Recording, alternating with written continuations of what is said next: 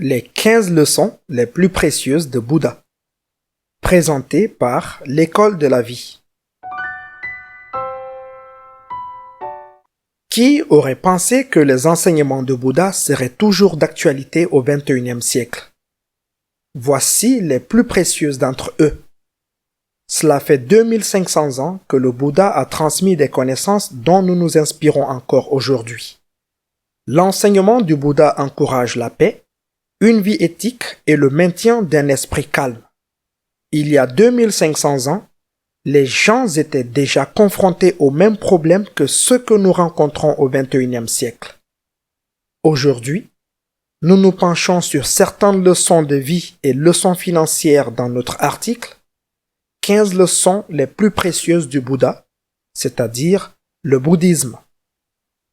Bienvenue sur l'École de la vie, l'endroit où des gens passionnés par ce que signifie vivre une vie élégante, belle et réussie viennent profiter, partager et discuter de leur propre vision de la vie. Si vous n'êtes pas encore abonné, vous ratez quelque chose. Ceci étant fait, entrons directement dans le sujet. 1. Choisissez vos pensées avec soin. Ce n'est un secret pour personne. Les mots sont une arme puissante. Que ces mots sortent de vos lèvres ou qu'ils donnent lieu à un dialogue constant en interne, ils ont un pouvoir. Ce que vous pensez, vous le devenez. Vos pensées sont si puissantes qu'elles peuvent façonner l'issue de n'importe quelle situation. Vous seul pouvez changer votre monologue intérieur. Si vous vous répétez sans cesse que vous êtes un échec ou que vous ne pouvez pas faire quelque chose, cela deviendra votre réalité. Si vous changez cette rhétorique pour dire que vous essayez toujours et que vous êtes suffisant, regardez comment les choses changent dans votre vie. L'enseignement du Bouddha dit « Ce que tu penses, tu le deviens. Ce que tu ressens, tu l'attires. Ce que tu imagines, tu le crées. » 2. La colère finira par vous tuer. Chers étudiants, nous comprenons parfaitement que lâcher la colère n'est pas facile. Bouddha a dit « S'accrocher à la colère, c'est comme boire du poison et s'attendre à ce que l'autre personne meure. Ça ne va pas arriver, n'est-ce pas? Alors, pourquoi nous torturons-nous en gardant la colère? Si quelqu'un vous a fait du mal il y a des années et que vous vous accrochez encore à cette souffrance, il est temps de la laisser partir.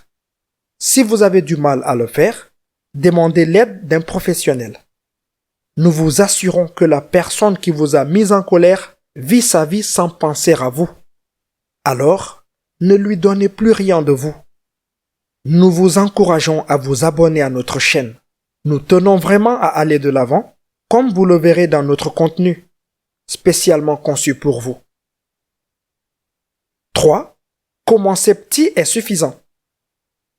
Une cruche se remplit goutte à goutte est souvent attribuée à l'enseignement de Bouddha. Mais ce n'est pas tout à fait exact. Voici l'enseignement complet. Le pot d'eau se remplit goutte à goutte. De même, le sage, en la recueillant petit à petit, se remplit de bien. Cela a le même sens que de manger un éléphant une bouchée à la fois. Ou encore, Rome ne s'est pas construite en un jour. En gros, petit à petit, on trouve le succès. Il peut être personnel, financier, émotionnel, physique ou mental. Le succès vient à ceux qui sont patients. Soyez patients, chers étudiants. Tant que vous ne restez pas immobile, vous arriverez là où vous êtes censé être. 4. Prenez soin de votre corps. Garder le corps en bonne santé est un devoir. Sinon, nous ne pourrons pas garder notre esprit fort et clair. Combien de fois, lorsque nous nous sentons mal, avons-nous recours à la malbouffe, à l'alcool ou à la privation d'exercice ou de sommeil? Trop souvent, chers étudiants, et lorsque nous négligeons la maison de notre cœur et de notre esprit, nous ne pouvons pas fonctionner correctement ou en unité avec notre environnement.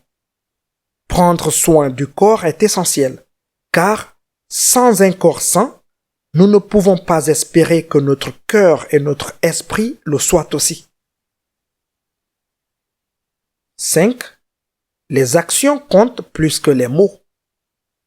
Nous connaissons tous des personnes qui vont à l'église tous les dimanches, qui lisent la Bible, ou des personnes qui vont à la mosquée chaque vendredi, qui lisent le Coran et qui sont soi-disant religieuses, mais dont les actions ne correspondent pas du tout à ce qu'elles prétendent être. Bouddha a dit, peu importe le nombre de mots saints que vous lisez, peu importe le nombre de mots que vous prononcez, à quoi vous serviront-ils si vous n'agissez pas en conséquence?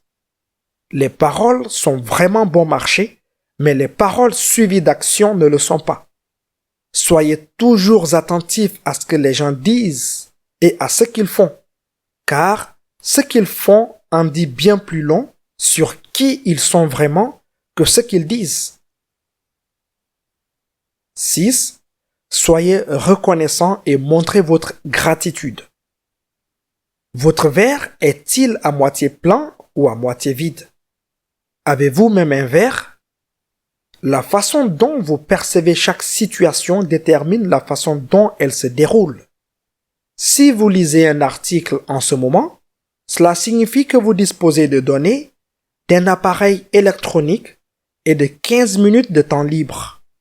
C'est un endroit plutôt agréable à vivre, n'est-ce pas?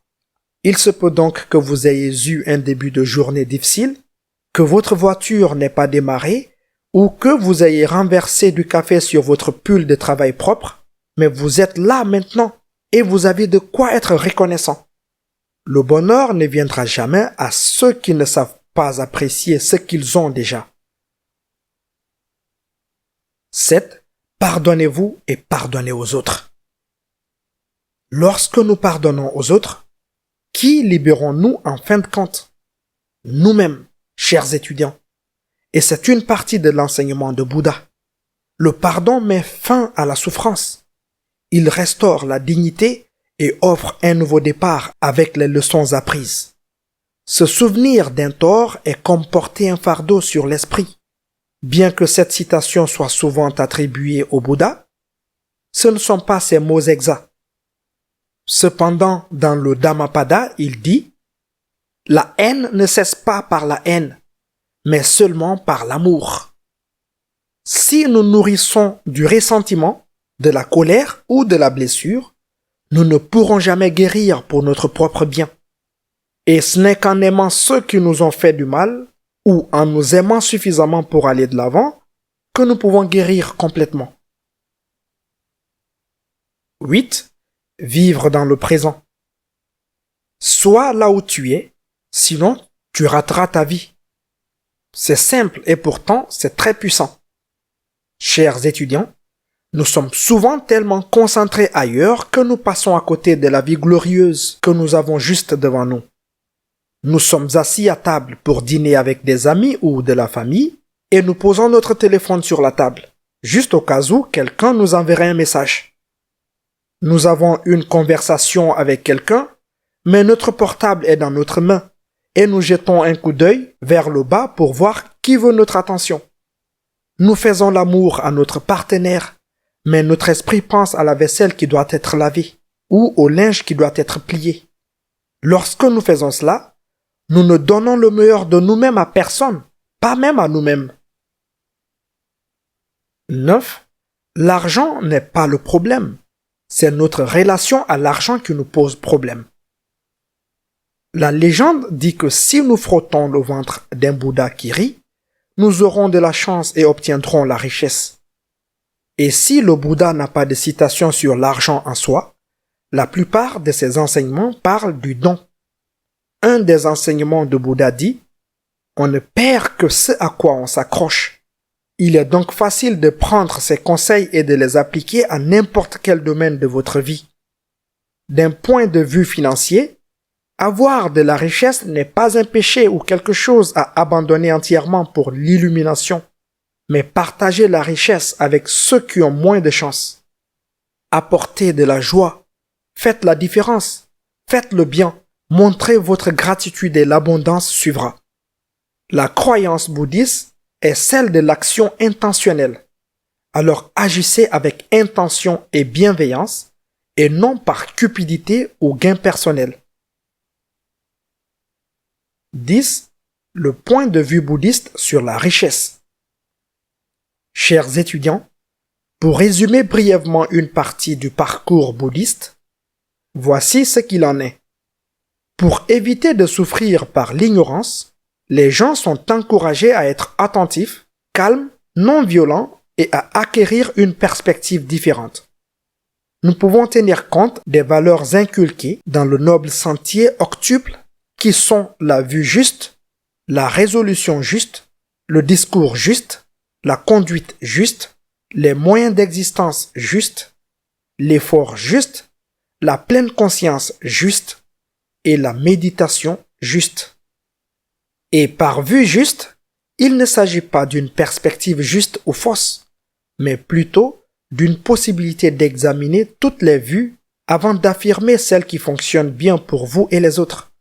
C'est cet ensemble de valeurs qui constitue la base de la prise de décisions financières judicieuses qui ne profitent pas seulement à vous-même, mais aussi à votre entourage. 11. Adoptez le bon état d'esprit. Nous avons dit plus haut que vos pensées peuvent dicter vos résultats et il en va de même pour votre situation financière. Commencez à travailler sur vos schémas de pensée et commencez à penser à votre façon de sortir de votre situation financière actuelle. Obtenir le bon état d'esprit, je peux le faire, est la moitié de la bataille gagnée. Maintenant, il est temps de passer de la parole aux actes. Faites le premier pas. Que voulez-vous réaliser? S'il s'agit d'un simple plan d'épargne pour commencer, prenez votre documentation et rendez-vous à la banque la plus proche pour ouvrir un compte d'épargne. L'essentiel est que personne ne peut effectuer les changements ou les démarches à votre place. Vous seul pouvez le faire. Faites-le avec un cœur reconnaissant et l'intention de transmettre la bonne fortune et vous aurez une base solide pour prendre de bonnes décisions financières. 12. L'effet d'entraînement de tout. Vous savez comment une journée peut se dérouler si quelque chose va mal le matin. Cela peut rendre toute la journée merdique. Dans le bouddhisme, l'interconnexion des choses est importante. Tout ce que tu fais maintenant aura un effet ailleurs. Si toutes vos actions sont faites avec empathie, compassion et une bonne base, alors les conséquences ont plus de chances d'être positives et vice-versa. Le même processus s'applique à vos décisions financières. Chaque décision financière que vous prenez aura un effet d'entraînement, alors prenez des décisions qui sont bonnes pour l'âme. 13. Pratiquez le détachement. Chers étudiants, pratiquer le détachement ne consiste pas seulement à se faire des choses matérielles, mais aussi à se défaire de l'idée préconçue que vous aviez ou que vous avez sur une situation. La plupart de nos déceptions sont dues au fait que nous attendions quelque chose qui n'est pas matérialisé. Mais cela ne signifie pas que la situation est imparfaite. C'est juste une réalité différente. Lorsqu'il s'agit de vos finances, vous avez naturellement une certaine idée en tête que vous visez. Mais si le chemin pour y parvenir est légèrement plus sinueux que prévu, ce n'est pas grave. Comme nous l'avons dit, vos pensées deviennent réalité. Mais sur ce chemin, il y aura des dodanes, des panneaux d'arrêt, des signaux de priorité, une panne de courant occasionnelle, etc. Vous avez compris. En pratiquant le détachement, vous avez l'esprit plus clair et il vous est beaucoup plus facile d'accepter le changement qui est inévitable. 14. Partagez vos richesses et vos connaissances. Il existe un enseignement de Bouddha qui dit « Des milliers de bougies peuvent être allumées à partir d'une seule bougie. » Le bonheur ne diminue jamais en étant partagé. Il en va de même pour la richesse. Si vous n'êtes pas en mesure de donner physiquement de la richesse, alors partagez vos connaissances. Prenez quelqu'un sous votre aile et devenez son mentor. Donnez de votre temps à une organisation et partagez vos compétences. La connaissance est une richesse incroyable après tout, et vous pourriez inspirer le prochain Naval Ravikant. Comme cité sur Buddha Sasana, le bouddhisme est une religion qui considère la sagesse plutôt que la foi comme la vertu la plus importante. 15. Acceptez la responsabilité de votre résultat. Nous pouvons jouer au jeu de reproche autant que nous le voulons, mais en fin de compte, c'est à nous d'agir dans notre propre vie. Un autre enseignement du Bouddha dit, c'est par soi-même que le mal est fait, c'est par soi-même que l'on est souillé, c'est par soi-même que le mal n'est pas fait, c'est par soi-même que l'on devient pur. La pureté et l'impureté dépendent de soi-même. Personne ne peut en purifier un autre. Et cela, chers étudiants, vous seuls pouvez le faire. Personne ne peut prendre la responsabilité de votre vie, sauf vous. Question. Quelle leçon de notre liste d'aujourd'hui vous a semblé la plus précieuse et comment allez-vous l'utiliser dans votre vie? Nous aimerions avoir votre avis. Que la paix et le salut soient sur vous.